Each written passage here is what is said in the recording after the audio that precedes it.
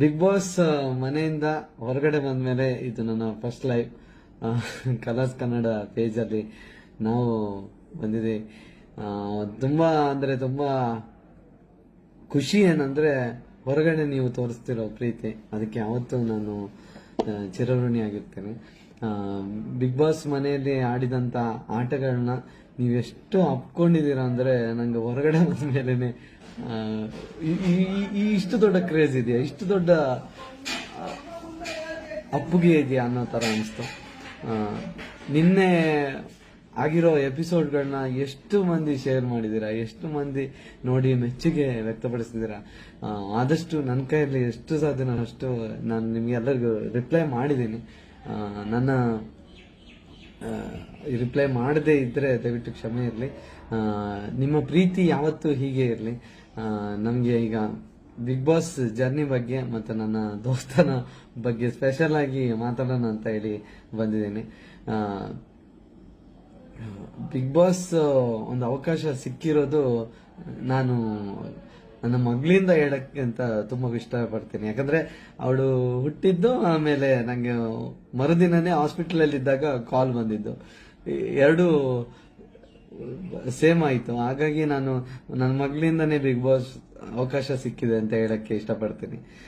ಜೊತೆಗೆ ನನ್ನ ಹೆಂಡತಿ ಪಾಪ ಆ ಟೈಮಲ್ಲೂ ಕೂಡ ನೀನು ಹೋಗು, ನಾನು ನೋಡ್ತೀನಿ, ನಾನು ನೋಡ್ಕೋತೀನಿ ಅಂತ ಅವಳನ್ನು ಮಗಳನ್ನ, ಅಷ್ಟು ಸಣ್ಣ ಮಗಳನ್ನ ಬಿಟ್ಟು ಬರೋದು ತುಂಬಾ ಅಂದ್ರೆ ತುಂಬಾ ಕಷ್ಟ ಆಗಿತ್ತು.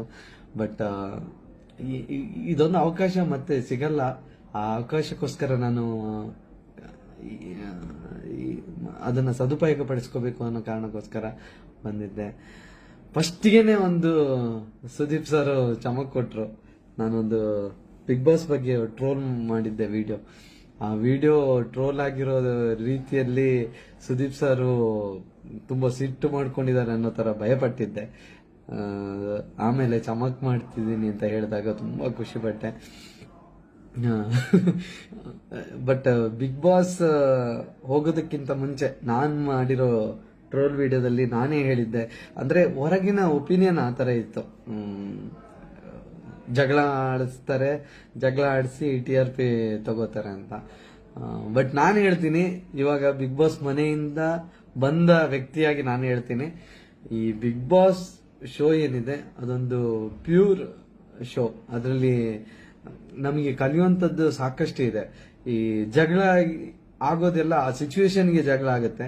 ಬಟ್ ಅಲ್ಲಿ ಬರುವಂತ ಸಿಚುವೇಶನ್ಸ್ಗಳಲ್ಲಿ ನಾವು ಯಾವ ರೀತಿ ನಡ್ಕೋತೀವಿ ಅದು ಮ್ಯಾಟರ್ ಆಗುತ್ತೆ. ಸಿಚುವೇಶನ್ಗಳು ಯಾವ ತರ ಇರುತ್ತೆ ಅಂದ್ರೆ, ಈಗ ಜಗಳ ಆಗೋದಕ್ಕೋಸ್ಕರ ಅಲ್ಲಿ ಸಿಚುವೇಶನ್ ಕ್ರಿಯೇಟ್ ಆಗಲ್ಲ, ಅಥವಾ ಬಿಗ್ ಬಾಸ್ ಅದನ್ನ ಕ್ರಿಯೇಟ್ ಮಾಡಲ್ಲ. ಅಲ್ಲಿ ನಾವು ಯಾವ ರೀತಿ ನಡ್ಕೋತೇವೆ ಅದು ಇಂಪಾರ್ಟೆಂಟ್ ಆಗುತ್ತೆ. ನಾನು ಹೊರಗಡೆಯಿಂದ ಅವರಿಬ್ಬರ ಬಗ್ಗೆ ಏನೋ ಮಾತಾಡ್ತೀನಿ, ಅದನ್ನ ಧೈರ್ಯವಾಗಿ ಅವನ ಮುಂದೆ ಮಾತಾಡೋ ಗುಣ ನಾನು ಬೆಳೆಸ್ಕೋತೀನಿ ಅಂದ್ರೆ ಲೈಫಲ್ಲಿ ಅದು ನನಗೆ ತುಂಬಾ ಯೂಸ್ ಆಗುತ್ತೆ. ಅದನ್ನ ನಾನು ಬಿಗ್ ಬಾಸ್ ಮನೆಯಲ್ಲಿ ಕಲ್ತ್ಕೊಂಡೆ. ಅಂದ್ರೆ ಬಿಗ್ ಬಾಸ್ ಹೊರಗಿಂದ ನೋಡ್ಬೇಕಾದ್ರೆ ನಂಗೆ ಹೆಂಗ್ ಕಾಣಿಸ್ತು, ಒಳಗಡೆ ಬಂದಾಗ ಹೇಗೆ ನಾನು ಅದನ್ನ ನೋಡಿದೆ ಅನ್ನೋದು ಅರ್ಥ ಮಾಡ್ಕೊಂಡೆ. ಇದೆಲ್ಲದರ ನಡುವೆ ನನ್ನ ಬಿಗ್ ಬಾಸ್ ಜರ್ನಿಲಿ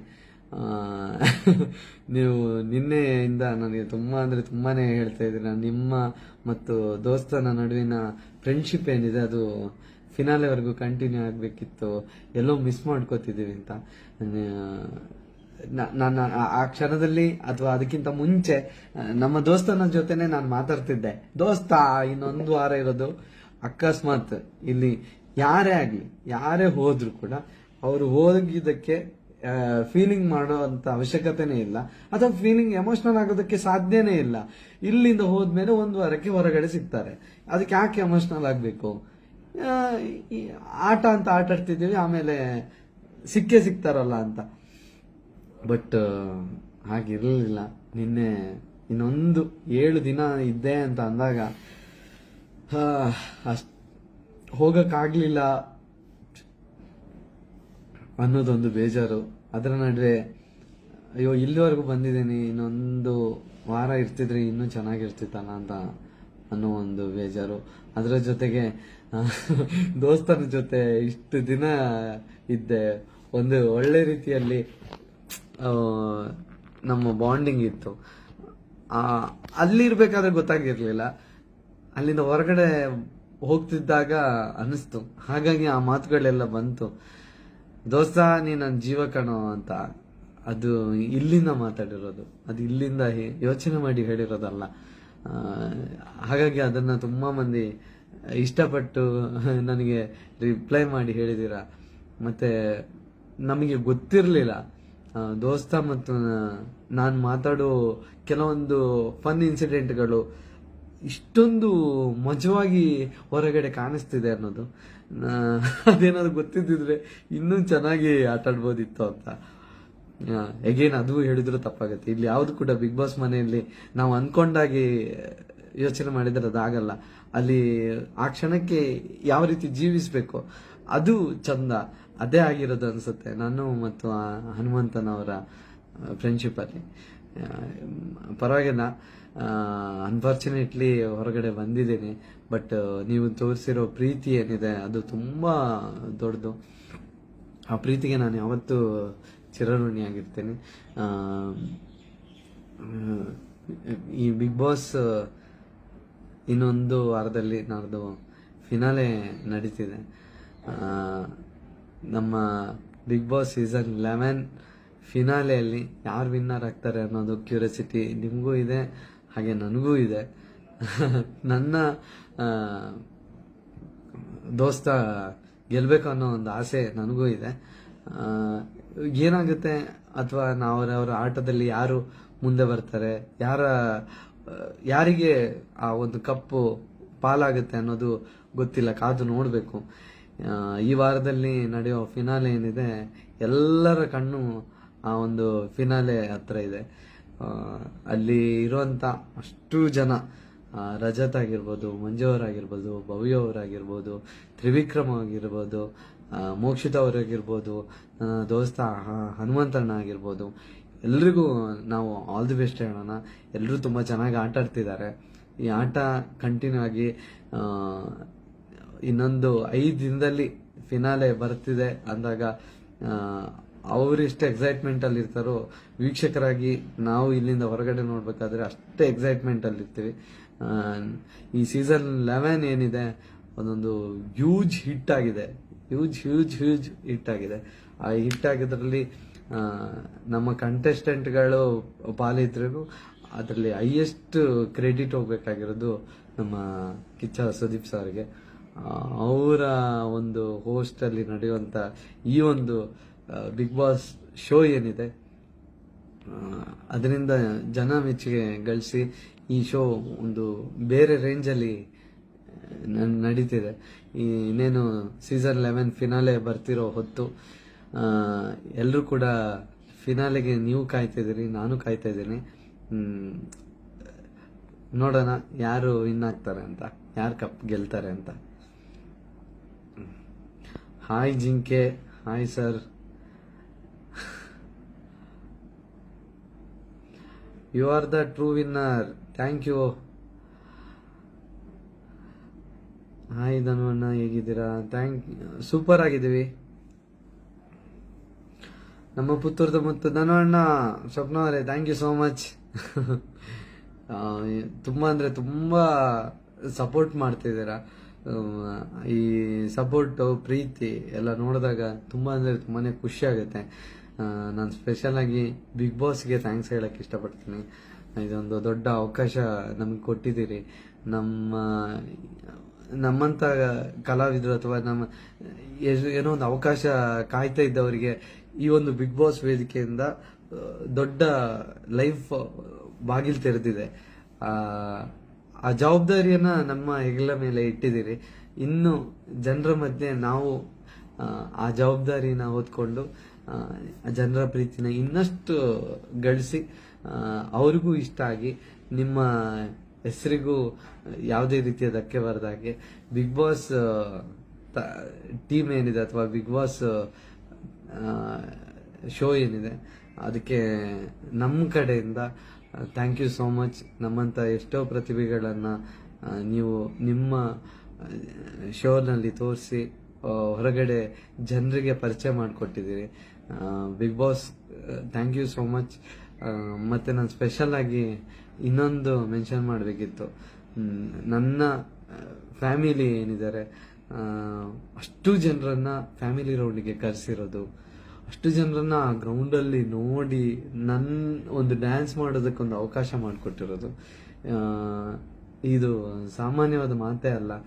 ಎಲ್ಲೋ ಒಂದ್ ಕಡೆ ಮನಸ್ಸಿನ ಮಾತು ಬಿಗ್ ಬಾಸ್ ಕೇಳಿಸ್ಕೋತಾರೆ ಅನ್ನೋದು ಸುಳ್ಳಲ್ಲ. ನಮ್ಮ ಮನಸ್ಸಲ್ಲಿ ಎಲ್ಲ ಒಂದು ನಮ್ಮ ಫ್ಯಾಮಿಲಿ ಬಿಗ್ ಬಾಸ್ ಮನೆ ಒಳಗಡೆ ಇರ್ತಿದ್ರೆ ಎಷ್ಟು ಚಂದ ಅಲ್ಲ ಅಂತ ಯೋಚನೆ ಮಾಡ್ತಿದ್ದ ನನಗೆ ಆ ಒಂದು ಫ್ಯಾಮಿಲಿ ರೌಂಡಲ್ಲಿ ಇಡೀ ಫ್ಯಾಮಿಲಿನ ಕರ್ಕೊಂಡು ಬಂದು ನನ್ನ ಮುಂದೆ ಅಲ್ಲಿ ನಿಲ್ಲಿಸಿದಾಗ ಆ ಕ್ಷಣ ಏನಿದೆ ಮತ್ತೆ ಹೋಗಿ ಆ ರಿಮೈಂಡ್ ಮಾಡಿ ಅಲ್ಲಿ ಜೀವಿಸಿ ಬರಬೇಕು ಅನ್ನೋಷ್ಟು ಆಸೆ, ಆ ಒಂದು ಕ್ಷಣನ ಎಂಜಾಯ್ ಮಾಡಬೇಕು ಅನ್ನೋ ಒಂದು ಕ್ಯೂರಿಯಾಸಿಟಿ ಜಾಸ್ತಿ ಆಗ್ತದೆ.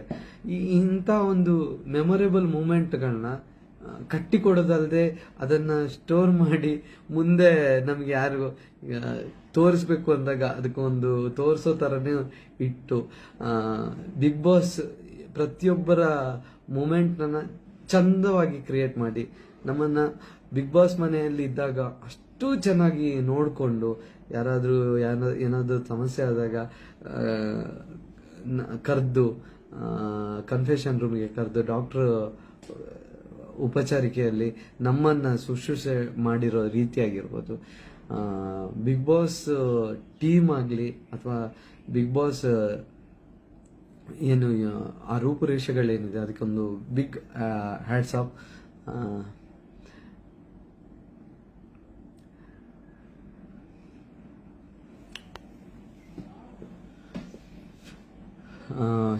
ನಂಗೆ ಗೊತ್ತು ಎಲ್ಲರೂ ಕೂಡ ಈಗ ಎಪಿಸೋಡ್ ಬರೋದಕ್ಕೆ ಕಾಯ್ತಾ ಇದ್ದೀರಾ, ನೈಟ್ ಎಪಿಸೋಡ್ ಬರೋದಕ್ಕೆ. ಸ್ಪೆಷಲ್ ಆಗಿ ನಮ್ಮ ದೋಸ್ತ ಹೆಂಗ್ ಇರ್ತಾನೆ ಅನ್ನೋದು ಕ್ಯೂರಿಯಾಸಿಟಿ ಇದೆ. ಫಸ್ಟ್ ಟೈಮ್ ದೋಸ್ತ ನಾನು ಇದ್ದಾಗ ಒಂದು ರೀತಿ ಇದ್ರೆ ಈಗ ಇಲ್ದಾಗ ಹೇಗಿರ್ತಾನೆ ಅಂತ ನೋಡೋದು ಒಂದು ಕ್ಯೂರಿಯಾಸಿಟಿ ಇದೆ. ನಂಗೆ ಗೊತ್ತಿದೆ ಅವ್ರ ಮನ್ಸು ಗಟ್ಟಿ, ಮನ್ಸು ನಂತರ ಅಲ್ಲ. ನಾನಾದ್ರೆ ಏನೋ ಒಂಚೂರು ಸ್ವಲ್ಪ ಒಂದಿನ ಆದ್ರೂ ಟೈಮ್ ತಗೋತೀನೇನೋ, ಬಟ್ ಅವರು ರಿಕವರಿ ಆಗ್ತಾರೆ. ದೋಸ್ತನ ಆಟ ಇನ್ನೂ ಚೆನ್ನಾಗಿರ್ಬೇಕು ಅಂತ ಬಯಸೋದು ನಾನು. ಈ ವಾರದಲ್ಲಿ ಅವರ ಆಟ ಹೇಗಿದೆ ಅನ್ನೋದನ್ನ ನೋಡೋದಕ್ಕೆ ನಾನು ಕ್ಯೂರಿಯಾಸಿಟಿಯಾಗಿ ಕಾಯ್ತಾ ಇದ್ದೇನೆ. ಸ್ಪೆಷಲಿ ದೋಸ್ತ ಈ ಒಂದಿನದ ಎಪಿಸೋಡಲ್ಲಿ ಎಲ್ಲಾದ್ರೂ ಒಂದ್ ಕಡೆ ದೋಸ್ತ ಮಿಸ್ ಯು ದೋಸ್ತ ಅಂತ ಹೇಳ್ತಾನೋ ಅಂತ ಕಾಯ್ತಿದ್ದೇನೆ, ನೋಡ್ಬೇಕು.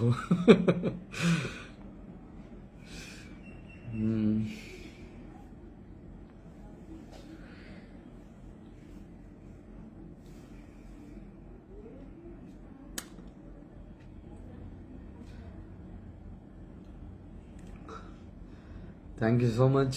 ತುಂಬ ಜನ ಲೈವ್ ನೋಡಿಕೊಂಡು ಮೆಸೇಜ್ ಮಾಡ್ತಾ ಇದ್ದೀರಾ. ಒಂದಷ್ಟು ಮೆಸೇಜ್ಗಳನ್ನ ಓದ್ತಾ ಇದ್ದೀನಿ, ಬಟ್ ಎಲ್ಲ ಮೆಸೇಜ್ಗಳನ್ನ ಓದೋಕ್ಕಾಗಲಿಲ್ಲ. ಪ್ಲೀಸ್ ಕಮೆಂಟ್ ಮಾಡ್ತಿರೋರು ಓದಿಲ್ಲ ಅಂತೇಳಿ ಬೇಜಾರು ಮಾಡ್ಕೋಬೇಡಿ.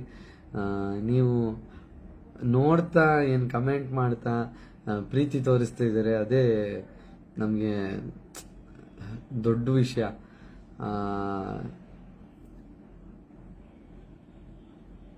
ಈ ಪ್ರೀತಿ ಏನು ತೋರಿಸ್ತಿದ್ದೀರ ಅದನ್ನು ನಾವು ಉಳಿಸ್ಕೊಂಡು ಹೋಗ್ಬೇಕು, ಅದು ನಮ್ಮ ಜವಾಬ್ದಾರಿ ಕೂಡ ಹೌದು.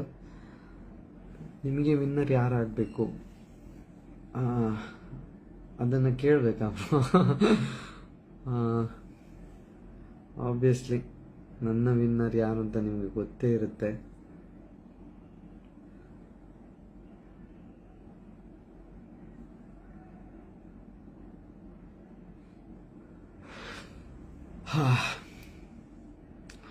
ಓಕೆ, ನಾನು ಮತ್ತು ದೋಸ್ತ ಹೇಗೆ ಫ್ರೆಂಡ್ ಆದ್ವಿ ಅಂತ ನಾನು ಹೇಳ್ತೀನಿ. ಫಸ್ಟಿಗೆ ನಾನು ಅವರು ಬಂದಾಗ ನಾನು ಗೆಸ್ಟ್ ಅಂದ್ಕೊಂಡೆ, ಆಮೇಲೆ ಗೊತ್ತಾಯ್ತು ಕಂಟೆಸ್ಟೆಂಟ್, ವೈಲ್ಡ್ ಕಾರ್ಡ್ ಎಂಟ್ರಿ ಅಂತ.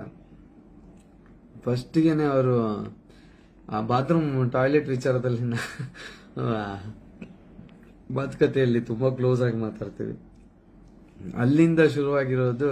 ಮರುದಿನ ಒಂದು ಏರಿಕೆ ಪ್ರಕಾರದಲ್ಲಿ ನಿಲ್ಲಿಸಬೇಕು ಅಂದಾಗ ಅವರು ತಡಕಾಡಿದ ರೀತಿ ಅಲ್ಲೆಲ್ಲೋ ನನ್ನನ್ನು ನಾನೇ ನೋಡಿದೆ. ಪಾಪ ಎಷ್ಟು ಒದ್ದಾಡ್ತಿದೆ ಇವರಿಗೆ. ನಾನು ಕೂಡ ಇದೇ ರೀತಿ ಇದ್ನಲ್ಲ, ನಾನು ಕೂಡ ಏನೋ ನಂತರನೇ ಇವರು ಅನ್ಸಕ್ ಶುರು ಆಯ್ತು. ಅವರು ನನ್ನಲ್ಲಿ ಅವ್ರನ್ನ ನೋಡ್ಕೊಂಡ್ರು, ನಾನು ಅವರಲ್ಲಿ ನನ್ನ ನೋಡ್ಕೊಂಡೆ. ನಮಗೆ ಗೊತ್ತಿರಲಿಲ್ಲ ನಾವು ಅಷ್ಟೊಂದು ಕ್ಲೋಸ್ ಆಗ್ತೀವಿ ಅಂತ. ಇಬ್ಬರ ಫ್ರೆಂಡ್ಶಿಪ್ ಬಾಂಡಿಂಗ್ ಹೇಗೆ ಹೋಯ್ತು ಅಂದ್ರೆ, ಎಲ್ಲದಕ್ಕೂ ನಾವು ಒಂದಷ್ಟು ಕೂತ್ಕೊಂಡು ಮಾತಾಡಿ ಕಮೆಂಟ್ ಮಾಡೋದ್ರಲ್ಲಿ ಬಿಸಿ ಆದ್ವಿ. ನಿಜ ಹೇಳ್ಬೇಕಂದ್ರೆ ಪಾಪ ಅವ್ರು ಯಾವುದೇ ವಿಷಯದಲ್ಲೂ ಕೂಡ ಇನ್ವಾಲ್ವ್ ಆಗ್ತಿರ್ಲಿಲ್ಲ. ನಾನೇ ಜಾಸ್ತಿ ಅವ್ರಿವ್ರ ಬಗ್ಗೆ ಮಾತಾಡ್ತಾ ಅವ್ರ ವಿಚಾರ ಈ ವಿಚಾರ ಅಂತ ತೆಗಿತಿದ್ದೆ. ಆಗ್ಲೂ ದೋಸ್ತ ಸುಮ್ಮನಿರು ದೋಸ್ತ, ನನಗೆ ಆಗಲ್ಲ ದೋಸ್ತ, ಅವ್ರವ್ರ ಆಟ ಅವ್ರು ಆಡ್ತಿದ್ದಾರೆ, ನಮ್ಗೆ ಯಾಕೆ ಅನ್ನೋ ತರ ಮಾತಾಡ್ತಿದ್ರು. ಸಾಕಷ್ಟು ತರಲೆ ಮಾಡಿದೀವಿ, ಸಾಕಷ್ಟು ಆ ಮನೆಯಲ್ಲಿ ನೆನಪಲ್ಲಿ ಉಳಿಯುವಂತ ಕೆಲಸಗಳನ್ನ ಮಾಡ್ತಾ ಹೋಗಿದ್ದೀವಿ. Ice cream ಕದಿಯೋದಿರ್ಬೋದು.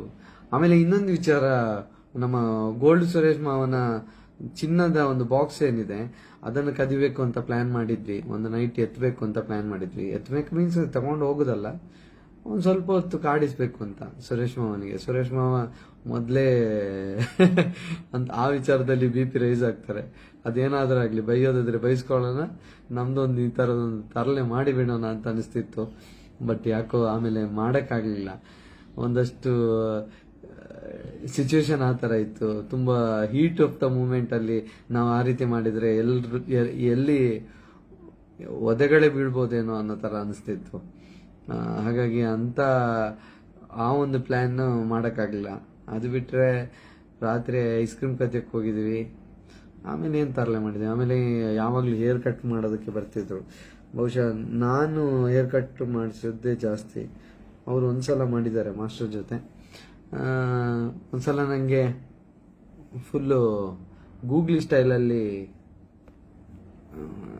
ಶೇವಿಂಗ್ ಮಾಡಕ್ ಹೋಗಿದ್ದಾಗ ಒಳ್ಳೆ ಇಲಿ ಪರಿಚಿದಂಗೆ ಶೇವಿಂಗ್ ಮಾಡಿ ನನ್ನ ಶೇಪ್ ಔಟ್ ಮಾಡಿಟ್ಟಿದ್ರು. ಅದೆಲ್ಲ ಒಂದೊಳ್ಳೆ ಮಜವಾಗಿರೋದು ಮೂಮೆಂಟ್ಸ್ ಎಲ್ಲ. ಹಾಗೆ ಇವೆಲ್ಲ ವಿಚಾರಗಳು. ಓಕೆ, ಬಿಗ್ ಬಾಸ್ ಸೀಸನ್ 11 ನಂಗೊತ್ತು ಮುಗಿತಾ ಬರ್ತಿರುವಾಗ ಒಂದಷ್ಟು ಜನರಿಗೆ ತುಂಬಾ ಬೇಜಾರಾಗಿರುತ್ತೆ. ಒಂದು ಸೀಸನ್ ಮುಗಿತಾ ಇರುತ್ತೆ ಅಂತ, ಮತ್ತೆ ಅಲ್ಲಿರುವ ಕಂಟೆಸ್ಟೆಂಟ್ಗಳ ಅಷ್ಟು ಜನರ ನೀವು ಹೃದಯದಲ್ಲಿ ಇಟ್ಟಿದ್ದೀರ. ಹಾಗಾಗಿ ಅವರೆಲ್ಲೋ ಮಿಸ್ ಆಗುತ್ತೆ ಅಂತ ಹೇಳಿ ಬೇಜಾರು ಆಗೇ ಆಗುತ್ತೆ. ಬಟ್ ಶೋ ಅಂದ್ಮೇಲೆ ಒಂದು ಶುರು ಅಂತಾದ್ಮೇಲೆ ಅದಕ್ಕೊಂದು ಕೊನೆ ಇದ್ದೇ ಇರಬೇಕು. ಆ ಕೊನೆ ಈಗ ಈ ಶನಿವಾರ ಭಾನುವಾರ ಆಗುತ್ತೆ. ಇದು ದೊಡ್ಡ ಸಕ್ಸಸ್ ಕೊಟ್ಟ ಶೋ, ಮತ್ತೆ ಹೈಯೆಸ್ಟ್ ಬಜ್ ಅಲ್ಲಿರೋ ಶೋ. ಇನ್ನೂ ಗ್ರ್ಯಾಂಡ್ ಆಗಿ ಫಿನಾಲೆ ಒಂದು ಲೆವೆಲ್ ಅಲ್ಲಿ ಹೋಗ್ಬೇಕು. ಆ ರೀತಿಯ ಎಕ್ಸ್ಪೆಕ್ಟೇಷನ್ ಈ ಸೀಸನ್ಗಿದೆ. ಒಂದು ಲಾಸ್ಟ್ ಏನು ಶನಿವಾರ ಭಾನುವಾರ ಏನಿದೆ ಅದು ಸೀಸನ್ 11 ಅದ್ಭುತ ಮಟ್ಟದಲ್ಲಿ ಯಶಸ್ಸು ಮಾಡಬೇಕು. ಅದು ನಿಮ್ಮ ಕೈಯಲ್ಲಿದೆ. ಎಲ್ಲರೂ ಕೂಡ ಇದು ರೈಟ್ ನ್ಯೂಸ್.